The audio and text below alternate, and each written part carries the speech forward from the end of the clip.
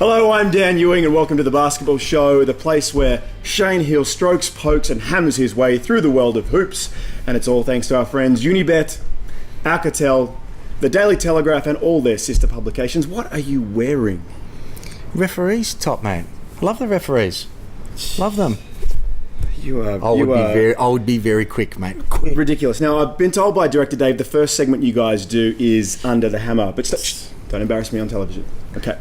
That thing is the most embarrassing, most flaccid foam hammer. I mean, can Bunnings support the league now? Can they send us something? We do need something. So I'm kiboshing that. I know I'm a rookie. No hammer. But I'm taking charge. Okay, so okay. I want to introduce Have Your Say.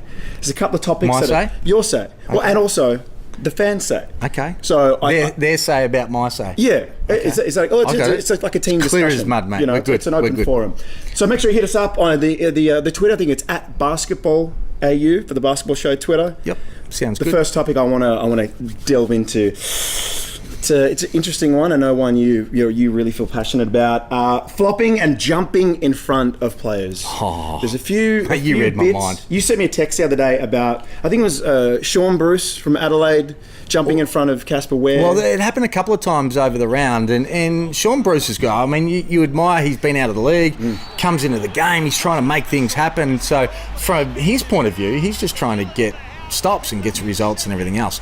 From a fan's point of view, or me sitting there, I'm saying you've got to stop allowing people just to jump in front of superstars, and then as soon as they make contact, we're going back. It happened with Mika Vukona.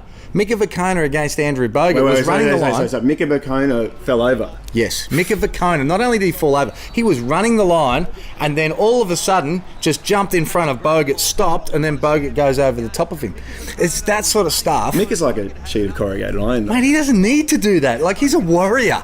He doesn't need to do that sort of stuff. So that's my point. So anybody that, you know, he's doing that sort of... Cam Glidden did it a couple of weeks ago against one of the bigs running the line as well. I just think any of that sort of stuff, then we don't get into the flops or did he push off or whatever, because it's just bad basketball. So summing up, you respect Sean Bruce's effort because he really did pester Casper Ware in that situation, but then at the last second he power ranged it back. It's something I know about. So that's something we want to not reward anymore. Yeah, we don't need it. Don't need it. There you go.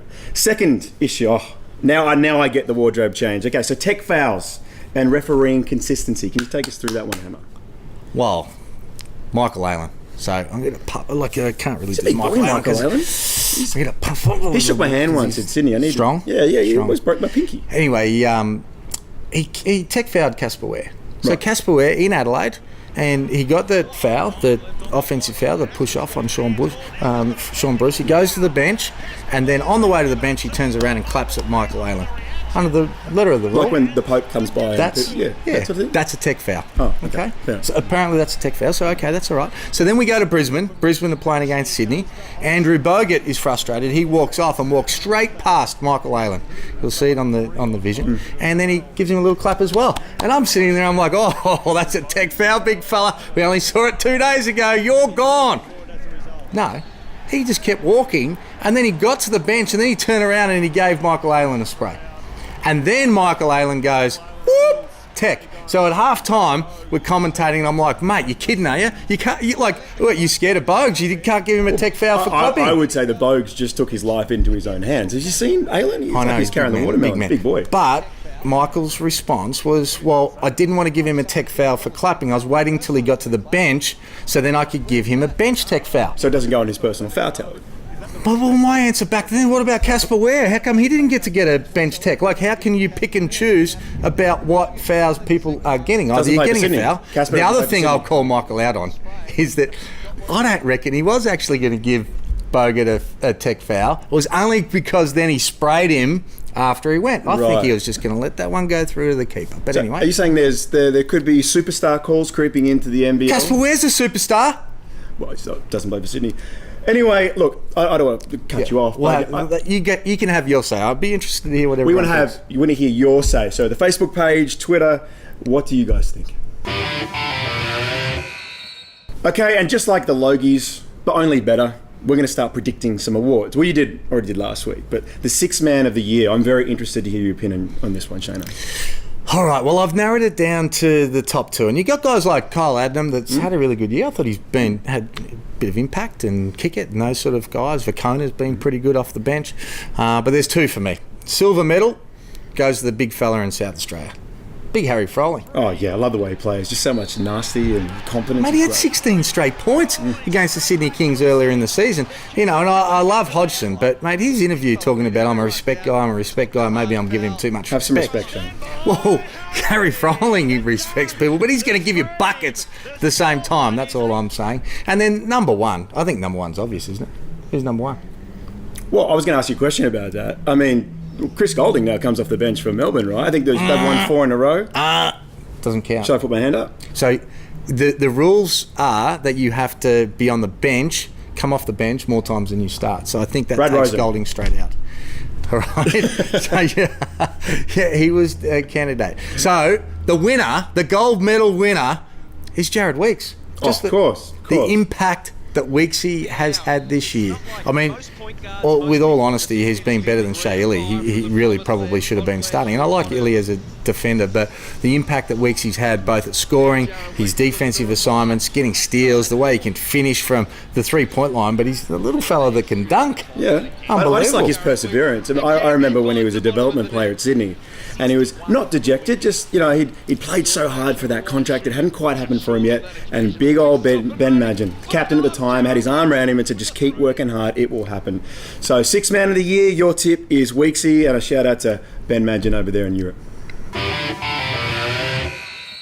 Hammer, the season is getting rather juicy, so we have Melbourne, Sydney and Perth locked in for finals. There is that one spot left for, realistically, Adelaide or Brisbane. Can you take us through their run home, mate? Certainly can. And right now, Adelaide's got it. They're 13 and 12 as we speak. Brisbane are 12 and 13. So one game ahead for the Adelaide 36ers. But when we look at their run home, Brisbane have got home versus Illawarra. They should win that. Away versus Cairns, and even though they've had their struggles, it's a game they should win. And I'm saying this after they've lost 4 games because they've been disappointing, Brisbane Bullets. Fair enough. And then their last game home against New Zealand. If they don't win all 3 of those games, they shouldn't be in the finals. Don't worry about the finals if you can't beat the bottom 3 teams. For the Adelaide 36ers, they're at New Zealand, obviously a little bit tougher playing over there, versus Melbourne, league's best team, and they're going to be coming after them because they need to get that home spot. And then at Perth. So their run home is a nightmare. They're really, really tough. So that's what it's about for you. You think so the top teams want to go in with momentum and keep firing. They're not going to rest any players or stuff we see in the NBA. The only time they could rest players is it could be a Perth or a Melbourne, for instance, or a Sydney. If Sydney think they're locked into third, they can't get second spot, then potentially they could rest the big fella. That would be smart for them to be able to do that if they can't move positions. Perth, if they happen to drop a game, Melbourne end up getting top, then the last game potentially they could do that as well. But I see that's the only way that it could happen. And if they did, then I think that would be smart, you know, going into a tough 3-game series. But for me, it will be Melbourne, Perth, Sydney, and that's who I had top 3 at the start, and then I've got Brisbane. Can I ask you one quick question? Who would you rather face if you're one of those top 3 teams in the finals, first round, Brisbane or Adelaide? Oh, I think there's a different answer depending on which squad you're with. Yeah, the matchups are so different. Like we've seen Sydney obviously dominate against Brisbane. So, yeah, and I'm sure behind closed doors, those particular clubs would be praying that they get the matchup that they want, and that there would be ones that they like. So there you go. So you're tipping Adelaide to hold on to that 4th spot? No, I'm tipping Brisbane. You didn't, like my wife, you don't listen. I'm going to go against you and tip Adelaide just because I think they're a buzzsaw when they're playing well. So exclusive, you might call it an exclusive. It's part 2 of the interview you did with Jeff Van Groningen, Shane. What do you got for us? Well, it was great because I caught up with Jeff before the game a few weeks ago, and I was actually asking him how the salary cap worked and how you go about recruiting and the Next Stars program and everything else, and he just breaks it down so well. That's his job. He needs to be able to go get it done. And the soft cap, I was intrigued, and I think you will be too. All right, we've got an exclusive here. Jeff Van Groningen, the what do you call GM of basketball, mate? That's your role, of the Sydney Kings, and what a great job you've done. And thanks for coming in, mate. Oh, we've got that many questions. I've got that many questions. I know the fans have out there as well. How the hell does the salary cap work? How can you put this team on the floor? Marquee players, tax, the whole lot, mate. Well, let's start with the salary cap. Thanks for having me on today. Appreciate it. And look, the salary situation is an interesting one. We still have a lot of people that say, how do the Sydney Kings or anybody else fit players under the salary cap? Any team in the league has the right to sign whoever we want under our salary cap because it's a soft cap. So it's like the NBA cap. If you burst over the nominated figure that the cap has, you just pay a tax to the league. It's an equalisation subsidy is what we call it in the NBL, salary subsidy situation, but it's basically like a luxury tax in the NBA. So that's the first thing. It's designed by the NBL, and I think it's a good idea to try to accumulate the type of talent that you need to win a championship. If you go over the top, you pay money. Great. That's why we got Bogut, right? That's right. And hopefully future NBA guys. I think it's really smart, Shane, because guys, including owners that you knew back in your Dragons day, for example, owners at Brisbane in the past, were actually almost chased away from spending money on their players because other teams wanted to say, look, just keep the cap hard and fast. Now what we do is we say, well, we want that type of spending, but we need to make it fair for the rest of the league. We need to bring a salary subsidy in so that money is distributed by the league. So it's very NBA-like, just with a few less zeros. And can you explain too, Andrew Bogut might be paid whatever he gets, he's worth it, but the league puts a value on each player, is that right? Correct. So the league values each player according to a panel of experts that they have, so that we actually live with a marquee tag on Andrew Bogut and another player on our roster. Or another player on our roster, if we wish, can actually have 3 marquee players on your roster where you have a lower value that you live with on your cap, no matter what you pay the player. So to make that easy, if Andrew Bogut's paid this, the NBL might only charge you that on the cap, but you still have to pay each player what you're paying them, and you live with that. You can only nominate 3 guys on your team as marquee players. So in our case, we originally had Andrew Bogut and Brad Newley as our marquee players, and we had David Ware and Jerome Randall as our imported players.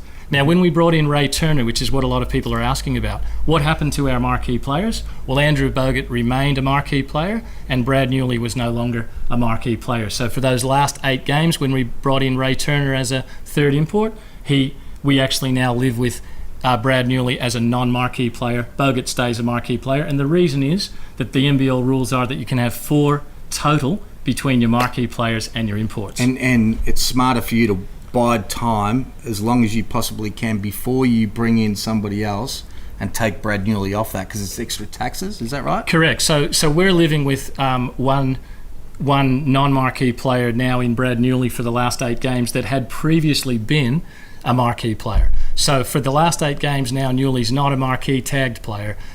Turner, Randall and Ware are our imports, and you're right, in our case we decided to wait until 8 games to go rather than pulling that trigger on the third import earlier and living with Brad's total value for a longer period, which meant a greater tax bill. Yeah, obviously you know the rules like the back of your hand. Do you think it'd be better if it was out there that everybody knew it like they do in the States? Everybody knows exactly what's going on. Well, in the States, as you well know, because you played there in the NBA, but they actually publicise your salary. So I don't know how that felt for you, but I know that it's an open book there. So they actually say, right, LeBron James gets this amount of money, and down the other end of the bench, this fella gets yeah. wasn't going to say that. Feeling sorry for me. How do you live on that?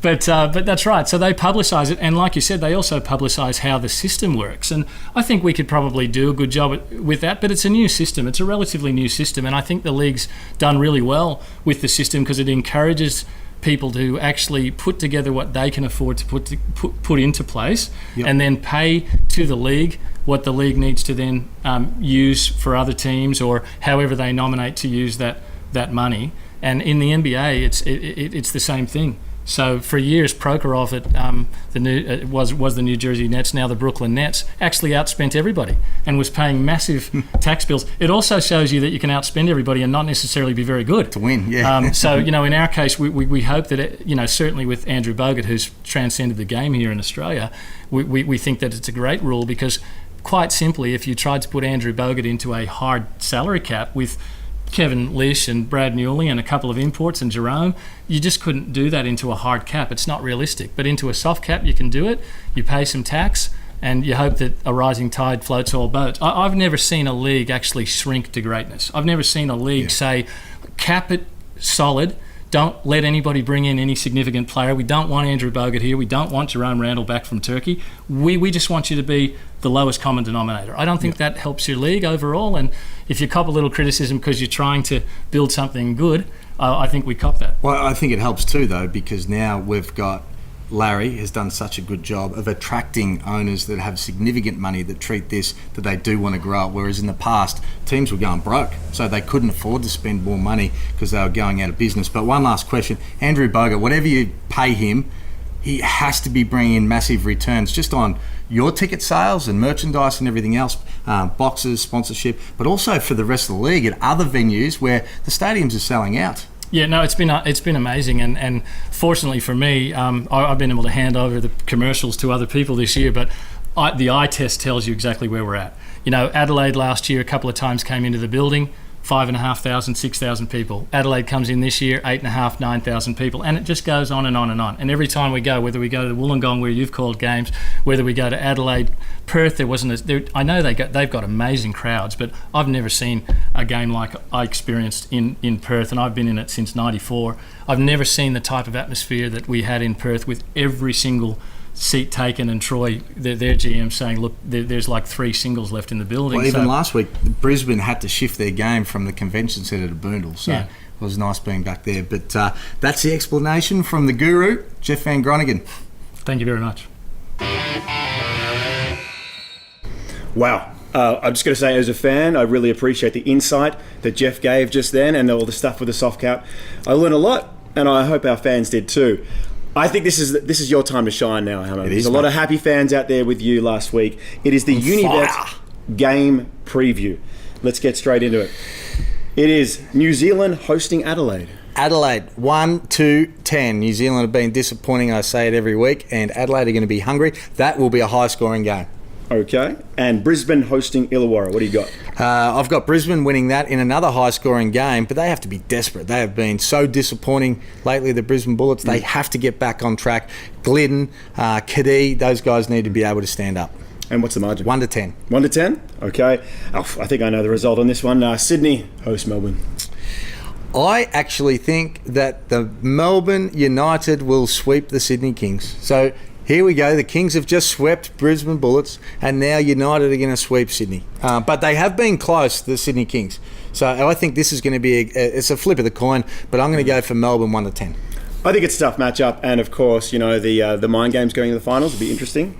Cairns hosting Brisbane. I'm going Brisbane 1-10, even though Brisbane have poked themselves in the eye twice this year against Cairns. They thumped them last time in Brisbane, so I'll go 1-10 for Brizzy. And down the Princess Highway, Illawarra hosting New Zealand. I'm going to go with the Hawkies. Going with the Hawkies in this one, 1-10. Again, another high-scoring game. I think they have imploded over there in New Zealand, and I think the Hawkies are tough down there. The Hawkies play great in that building. Next game we have Adelaide hosting Melbourne. I'm going to go Melbourne again. I see them winning the championship. I think they'll beat the Adelaide 36ers just like they did a little bit of time ago, a couple of weeks ago. I'll go 1-10, but I wouldn't be surprised to see them blow them out either. Okay. And Perth hosting Sydney. Well, after witnessing and calling that game only a couple of weeks ago, they absolutely demolished the Sydney Kings. And, they've got the 2 games in the weekend. They're going to travel, got an older team. Although they did well last week, I think the Perth Wildcats will get that done, and I'm going to go 1-10. Okay, now usually, you guys condone violence on the show, obviously with this poking business, and Nathan's obviously scared of you. So what I'm going to do, I'm going to take Nathan's poke from last week, but then I'm going to challenge you on one. Does that sound like a fair deal? And if I lose, he has to... I like it. Yeah, okay. So what do I do? I just pucker up? You've been poked many times, you know, right? So do I pat it out? Whatever you want. Yeah, you can do that if you want. Oh, it's quite savage. Thanks, That's Stramp. good. I like that. Okay. I'm not going to tell him though, because I'm going to poke him as well. He loves it, though. Okay, so the challenge I'm going to go. I'm going to have to tip the Sydney to upset Melbourne. I don't call it an upset, but I just think mind games wise, I think they need to beat Melbourne. Melbourne is a really tough matchup for them, but I just think they have to be accountable going into the finals, and it's a crucial win. So I'm tipping Sydney to beat Melbourne at home. Okay, I like it. Now the NBA, huh? Time for the NBA. Let's do it. I like it. Dad joke. Did you like that one? Yeah, I didn't get it, but Boston host the Lakers, and even with LeBron back, Boston looking good right now. So I'm going to go Boston 11+. Well, after the World Series and of course the Super Bowl, like as if you wouldn't tip Boston to beat LA. Exactly. It's been tough for LA. What do you reckon? Dallas hosting Milwaukee? Well, I go with Milwaukee. They're obviously losing on their trades for the time being anyway, with the big fella not playing for them. So I'm going to go with Milwaukee 11+. And a little shout out to Ryan Brockhoff, who played very well the other night. Got some burn and dropped some shots. And Utah hosting my San Antonio Spurs. I'm going to go Utah 1-10. Of course you would. Go Joey. Well, Joey, Paddy. I'll go Paddy as well, but... And that is our Unibet game preview, thanks to Shane Hill. Now, you know I watch the show at home, right? I just find this segment of starting five the most ironic, because when have you ever used the whole shot clock to get one up in your career? That's a good point. That's a good point. I think you'd be good in the 14-second reset they do. Anyway. Why waste 14? The first starting five topic we have to bring up is a more somber note, the Townsville community up there. Yeah, and I was speaking to Shane Froling on the way here, and it's Monday night here. It was raining so hard, and thoughts go out to obviously the whole community and all the families and everything else through the devastation that's going on up there. All the very best up there, guys. The second, it's a lighter note. We got the news today that Mitch Creek has been signed to his second 10-day contract for the Brooklyn Nets. That's just great news. How good is that? And a great story. We spoke about it last week, but just the perseverance of Mitch Creek to be able to get a foot in the door, and who knows where it'll go. He's not getting huge opportunities, and you wouldn't expect him to with 10-day contracts. But the fact that they've signed him again is another tick for him in his personality, in his mindset, his toughness. We already knew that. So fingers crossed that leads to even bigger and better things. And he's done amazingly well when he got on there. Yeah. There's a 30-second shot clock. Sorry, guys. Number 3, Shane, is the curious case of Dan Trist. Now, I know you guys might have discussed this before. He made way, please, apologies for the name, Venky Joyce, to come into Melbourne. What's your thoughts? Well, I like him. Sydney kid. I reckon he could play a role for a lot of other teams. I think he'll be sought after at the end of this season. Do you think the kid should look at him for next year? Well, it just depends on which way they go with their roster and, imports and everything else. But he'll find a place somewhere. I think he'll be a valuable role player, and I think he's got upside. It was fantastic in the preseason. Number 4, Shane. You and I discuss this quite often because I think you look like Kevin Bacon from The Air up there. It's one of my favourite basketball movies. Do you have a favourite basketball movie? Yeah, well, of course, mate. White Men Can't Jump. That was. You would have been a great Woody. Yeah, I would have been. Do you reckon he actually dunked it though at the end? No, do you reckon he was cheating? Just like you. Like in your movies, mate, you wouldn't be. It's not all. Hey, mate, the video footage is there for Man the Ring of Basketball. Okay, I got to say, look, if I had to pick one, he got game. Denzel. I think it's the best acted basketball movie of all time. Really? And Ray Allen not Ray Allen, he wasn't great, but Denzel was fantastic. Okay, I like it. Okay, and number 5, leading into the finals. So the teams that are out, the Breakers, Cairns, Illawarra. What do you do there? Do you run your DPs? Do you go out to attack people? Not attack people, but you know what I mean? Yeah, I mean, I think each of those clubs will treat it differently, and depending on whether the head coach is going to be there. Like Mike Kelly's got another 2 years, so he can start thinking about planting the seed for next year, experimenting with guys that he wants to be able to see in a real game situation, not just training as well. So I think each club will probably be a little bit different how they handle it, but it's really important for them to still fight till the end and try and win for their fans. People are paying to go and watch those games, and nothing better. And you never know what happens. Sometimes those underdogs, when they don't have anything to lose, no pressure, they can go and get a big win. I was going to say that. Is it like spoil the party time? Is it like it's their series leading into next year, or people stat chase? I suppose, like you said, it depends on the coach and the culture. Yeah, I think so. And you just need to fight. Just keep fighting and stay together and try and finish on a positive note. So, boys, no party mode yet. Go out there and get those W's, and that is our starting 5. Okay, now it's time for a segment that I really like to watch. Crunchtime by Alcatel. Have you got a special celebrity guest this week? I mean, No, we couldn't get one, so we're going to use you. Budget cuts are terrible. Well, I'm glad, mate. Well, I'm glad you like to watch it. Now we're going to see how you actually perform, mate. All right. So, first question: start the clock. Fold or scrunch? Fold, and the flushable wipes on top for extra cleanliness. Hold on. Stop the clock. Is that like one of your normal. demands in your trailer and all that? Yeah, like of your course. movie Well, stuff? Will Smith did it with the Huggies ones, but they clog toilets. So there's the flushable ones. Come on, mate. I like that. Can you bring? That's good, mate. I like that clean. Send your box. Thought you smelled good. Pineapple on a pizza? No way. Can't stand it. Oh, so un-Australian. Tomato or barbecue sauce? Barbecue. Spicy barbecue. I like it. That's Don't be good. soft. Best point guard in the NBL? Jerome Randall. MVP of the league? Andrew Buggett. Coach of the year? Whoa, That's a tough one. That is a tough one. You've got to say Gazy just given. I know I'm a Sydney boy, but just given from what he's been able to do. But you've just named 3 Sydney people. I know. But Jerome is the best point guard in the league. Andrew Bogut is going to be the MVP, and Gazy from where he's brought the team. All right, if you had to start an NBL team tomorrow, who would you start it with, Ingles or Mills? Tough one. I've got to say Mills. Baines or Exum?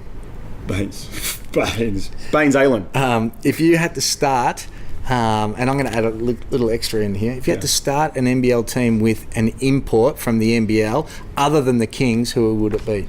Jacob Weiling. Just the energy. Like, I know there's other, statistically, people who do it. I just love the way he plays. Love that energy. Favourite Kardashian? Ulatula or Agape. I've got Kylie. Is that one? It was a trick question, mate. Supposed to say, mate, who cares? That's bad. All right. Who wins a 100-metre sprint? Andrew Gaze or Jamie Soward? Gaze. Does he? Just pure stress he'd get there. And obviously, if you see Soward suffering a bit. All right. Who wins a wrestle? Andrew Gaze or Susie Bakovic? Susie, she's a gun. She would crush him. I love watching that woman play. She's fantastic. Who's the biggest flopper in the league? In the league, well, statistically it might be Bubbles, maybe Chris Golding, maybe. That's hard. It's a tough one. I've just got to say Bubble. Just all right. Maybe. Who do you anyway, I got to say Sean Redditch. Like, I know he doesn't play anymore, but like he's the pioneer in this country. Who would be the best actor of any of the NBL guys? Well, again, Chris Goulding. Like, it's not about talent. It's about looks. He's a good-looking fella. See, okay. Save myself there. Who would be the best actor of any of the coaches?